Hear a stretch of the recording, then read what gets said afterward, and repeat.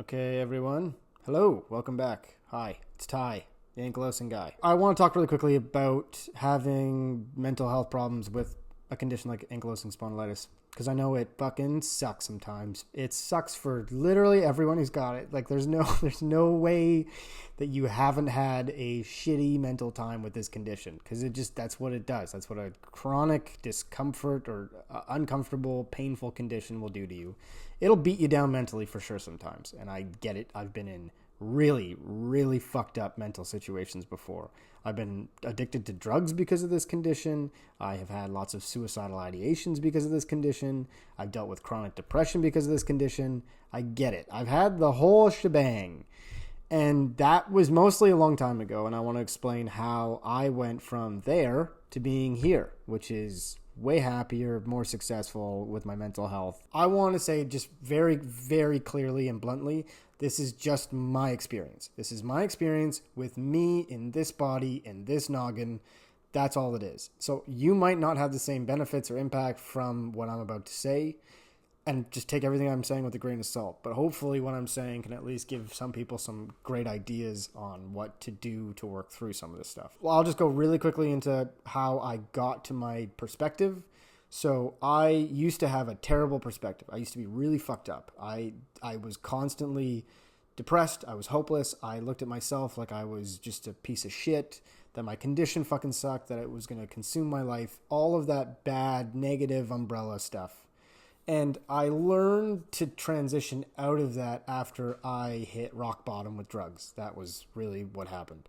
So I had a manic episode, a drug-induced manic episode. I basically thought I was Jesus and Einstein put together, which was insane.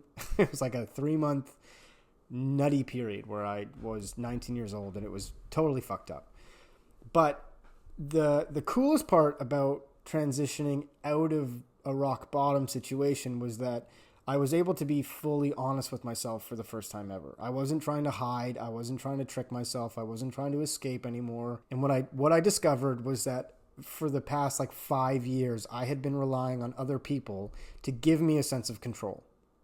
So that was the medical industry. That was adults around me. That was other people who I thought might have had answers. I was never looking to me to figure my own shit out. The medical system truly has a lot of limitations. That's just the honest to God truth. They're fucking awesome for everything that they do, but there's a bunch of problems associated with trying to rely on them entirely to make you feel better. What did I do to make myself have more control? Truthfully, I started to research a lot. I started to exercise more and experiment more. I went as far as going to college for kinesiology, which is the study of the human body. I took courses on nutrition, on exercise. For me, specifically, what I did notice is that there's a lot of things that I can eat. There's a lot of things that I can't eat. There's a lot of things that cause me flare-ups. There's a lot of things that don't cause me flare-ups. It just becomes a game of experimentation and getting a lot finer and finer on okay, these are the things that work.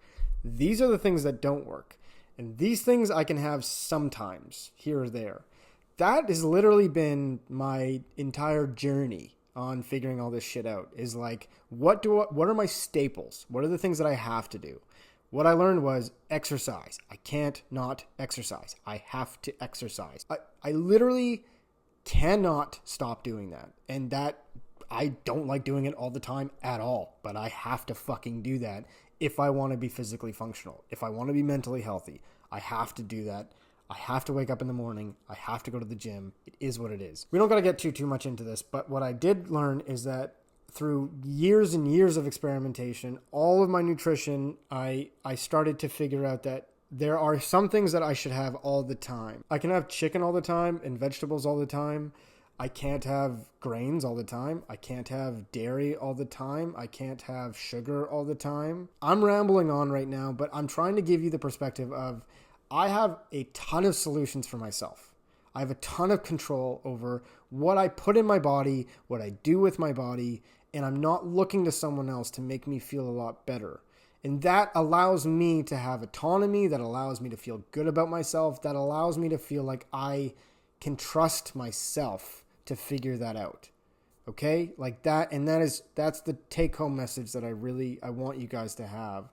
For anyone who's really seriously struggling out there, it's starting to rely a lot more on yourself. Don't rely on other people. Use other people. They're tools, just like anything else. I'm not saying people are tools. I'm just saying use them like tools. Realize that there's so much you can do within your limitations, okay? So like there's so many things, even though you might feel like, oh, I'm in this little teeny weeny spot. Like within that, that's where you can actually find a lot of control. There's a lot of things you can always do. You can meditate. You can start going to sleep on time. You can start researching why that might help you.